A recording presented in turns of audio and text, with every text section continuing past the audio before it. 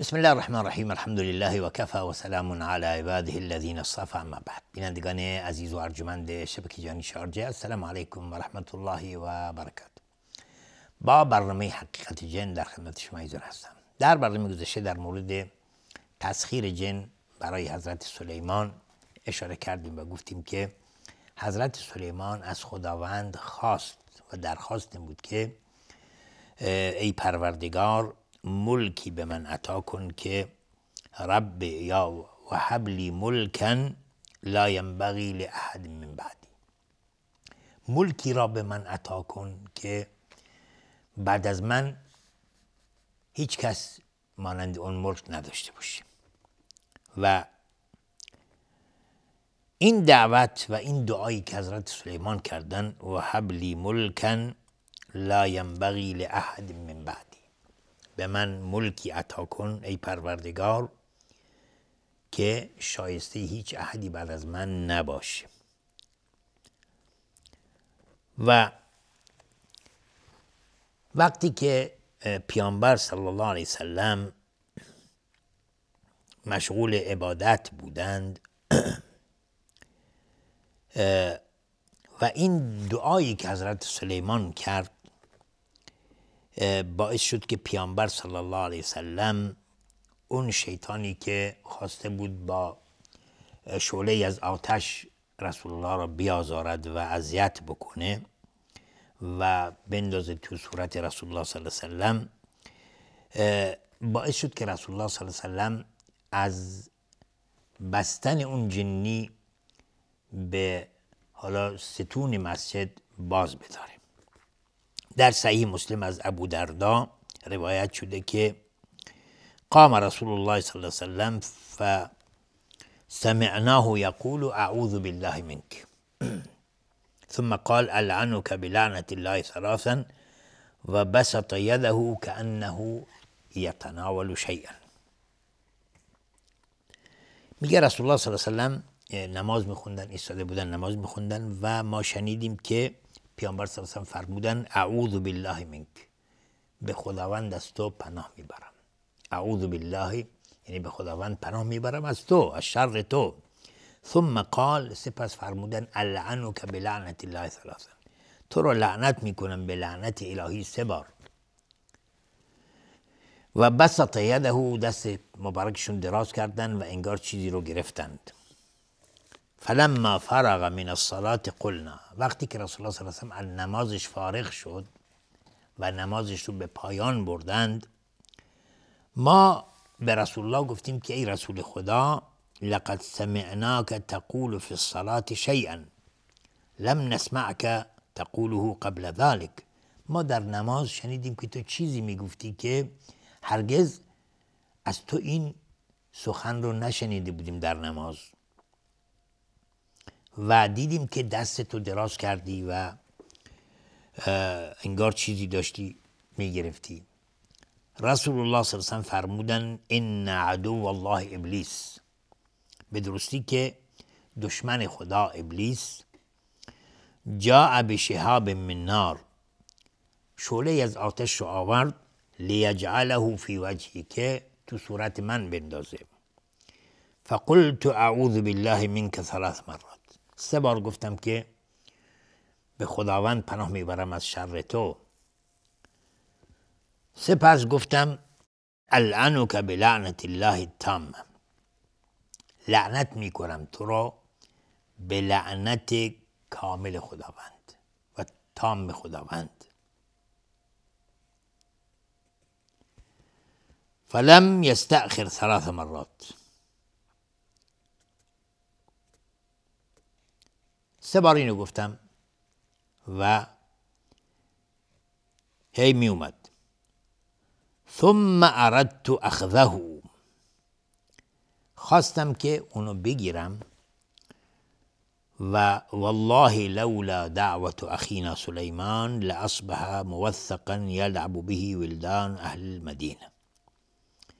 به خدا قسم اگر دعوت برادرم حضرت سلیمان نبود که اون دعوت رو کرده بودن که حبلی ملک لا ینبغی لاحد من بعدی، لاصبح موثقا، صبح میشد در حالی که در بند بود و بچه های مدینه با اون بازی میکردن.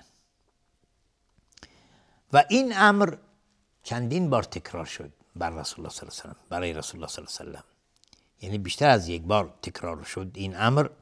و در صحیحین باز روایتی اومده از ابو هریره که رسول الله صلی الله علیه و سلم فرمودن قال ان عفریتا من الجن جعل یفتک علی البارحه. پیامبر صلی الله علیه و سلم فرمودن که افریتی از جنیان دیروز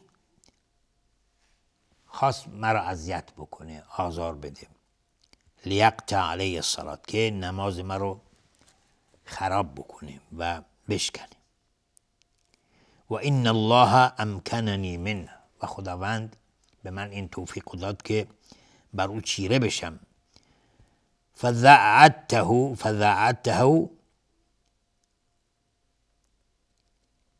یعنی طوری سخت او رو گرفتم، یا این که مثلا گلوشو گرفتم فشار دادم، این میگن فذعته فلقد هممت، و اراده کردم، قصد نمودم که ان اربطه الى جنب ساریه من سوار المسجد، خواستم که به یکی از ستونهای مسجد رو ببندم، حتی تصبحوا تنظرون الیه اجمعون، تا اینکه صبح بشه و همتون به او نگاه کنید. ثم ذکرت قول اخی سلیمان، سپس به یاد آوردم اون دعای برادرم حضرت سلیمان را که رب اغفر لی و هب لی ملکا لا ینبغی لاحد من بعدی، پروردگارا مرا بیامرز و به من ملکی عطا کن که شایسته هیچ کسی بعد از من نباشه. فرده الله خاسئا، میگه باعث شد که خداوند او رو سرفکنده برگرداند، اون شیطان را و اون افریت رو.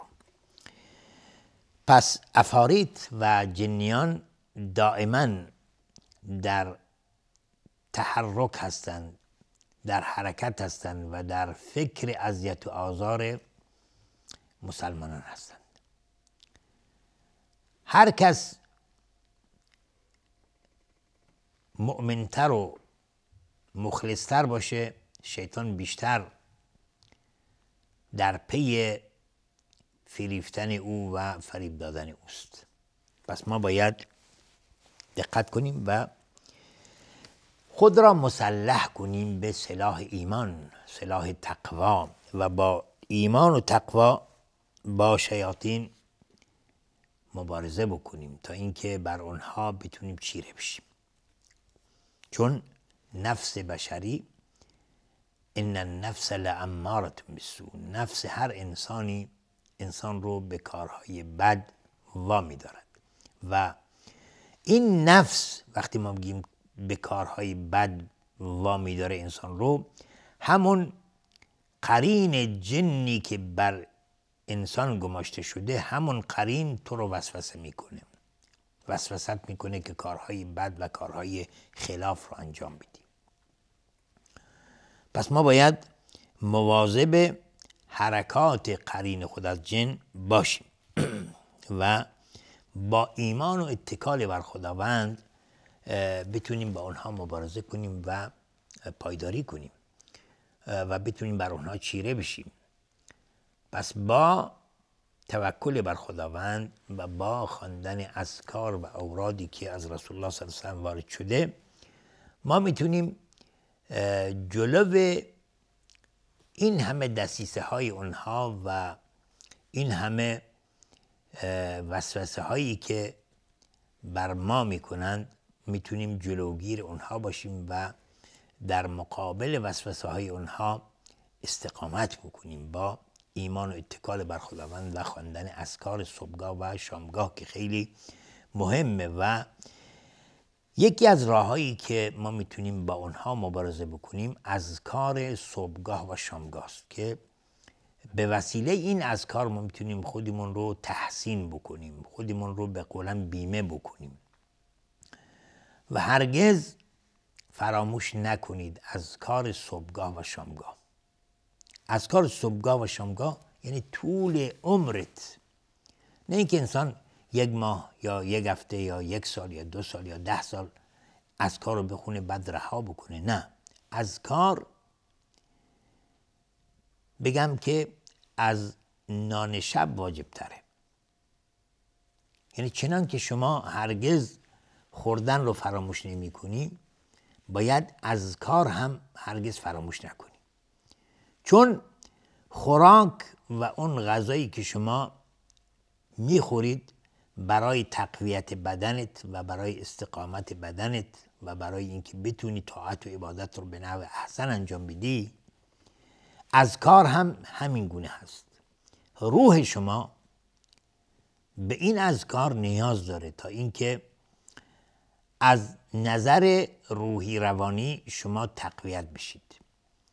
از نظر روحی روانی در معرض اون وساوس شیطانی و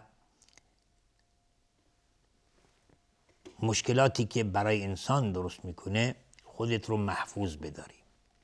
از شر شیاطین، از شر حساد، از شر اون کسانی که به حساب چشم شوری دارند، یا بگیم که زخم چشم یا چشم زخم به انسان ها وارد میکنن و قدرتی در چشمهایشون هست که انسان رو مورد اذیت و آزار قرار میده. پس به وسیله این اذکار هست که انسان میتونه خودش و خانوادهش رو تحسین بکنه و حفظ بکنه تا اینکه بتونه موفق باشه در زندگیش. اما در مورد سرعت جنیان و انتقال اونها و حرکت اونها چگونه است؟ خداوند به جنیان قدرت بسیار عظیمی داده که هرگز به هیچ بشری این قدرت رو نداده و از جمله این قدرت هایی که خداوند به جنیان داده سرعت حرکت اونهاست و انتقال اونها از جایی به جای دیگر. حالا این سرعت حرکت اگر چندین سال قبل یا مثلا 40-50 سال قبل یا 100 سال قبل اگر کسی میگفت ممکنه کسی باور نمیکرد، ولی امروزه که با این تکنولوژی پیشرفته که به وجود اومده و سرعت انتقال از جای به جای دیگر، این امر واضح‌تر میشه برای انسان و مقبولتر هست. حالا خداوند در قرآن کریم به ما خبر داده در این مورد که حضرت سلیمان علیه السلام وقتی که خواستند عرش بلقیس رو که ملکه و پادشاه سبع بودند بیاره از بلاد و از کشور یمن به بیت المقدس، وقتی که درخواست کرد و اراده کرد، یکی از افریتی از جن بلند شد و تعهد کرد که عرش بلقیس رو بیاره قبل از اینکه اون از جاش بلند بشه. یعنی در قرآن کریم در آیاتی که ذکر شده خداوند به این موضوع اشاره می‌فرمایند. در سوره نمل خداوند می‌فرماید قال عفریت من الجن انا آتیک به قبل ان تقوم من مقامک و انی علیه لقوی امین. عفریت از جنیان اومد و گفت که نزد حضرت سلیمان و گفت که انا آتیک به، من عرش بلقیس رو برای تو میارم قبل از اینکه تو از جات بلند بشی. قبل ان تقوم من مقامک، قبل از اینکه از جات بلند بشی من این عرش بلقیس رو و تخت پادشاهی بلقیس رو برای تو خواهم آورد. و اینی علیه لقوی امین، و من هم هم قدرتمند هستم و هم امین هستم، یعنی امانتداری دارم و حفظ میکنم این چیز رو. اما یکی دیگر از افاریت اومد، قال الذی عنده علم من الکتاب. قال الذی عنده علم من الکتاب، اما اونی که علم و دانش از کتاب داشت اومد و گفت که انا آتیک به قبل ان یرتد الیک طرفک، من عرش بلقیس رو میارم برای تو قبل از اینکه تو چشمتو به هم بزنی. یا کنید سرعت عمل، بلاد یمن یا کشور یمن تا بیت المقدس فاصله چقدر هست و این عرش بلقیس هم چقدر بزرگ. قبل ان یرتد الیک طرفک، یعنی قبل از اینکه چشماتو به هم بزنی من اینو برات خواهم آورد. قبل ان یرتد الیک طرفک فلما رآه، چون این دیگه بالاتر از این نبود، انگار که موافقت بود دیگه. فلما رآه یعنی به مجردی که این سخن گفته شد، فلما رآه مستقرا عنده، دید که عرش بلقیس جلوش گذاشته شده. قال هذا من فضل ربی، حضرت سلیمان گفتن که این از فضل و رحمت پروردگار من هست. لیبلونی، مرا آزمایش بکنه، اشکر ام اکفر، تا مرا مورد آزمایش قرار بده که آیا من شکرگزار این همه نعمت هستم یا کفران نعمت میکنم. و من شکر فانما یشکر لنفسه، حالا هر کسی شکرگزار این نعمت باشه در حقیقت داره از خودش تشکر میکنه. فانما یشکر لنفسه، برای خودش هست. و من کفر فان ربی غنی کریم، اما هر کسی کفر بورزد به درستی که پروردگار من بسیار غنی و بسیار کریم هستند. پروردگار بی‌نیاز است و با کرم هست. پس این امر مستلزم چی هست؟ شکر نعمت هست. ما اون نعمت هایی که خداوند به ما عطا کرده شکرگزار باشیم. شکر نعمتت افزون کند، کفر نعمت از کفت بیرون کند. لئن شکرتم لازیدنکم و لئن کفرتم ان عذابی لشدید.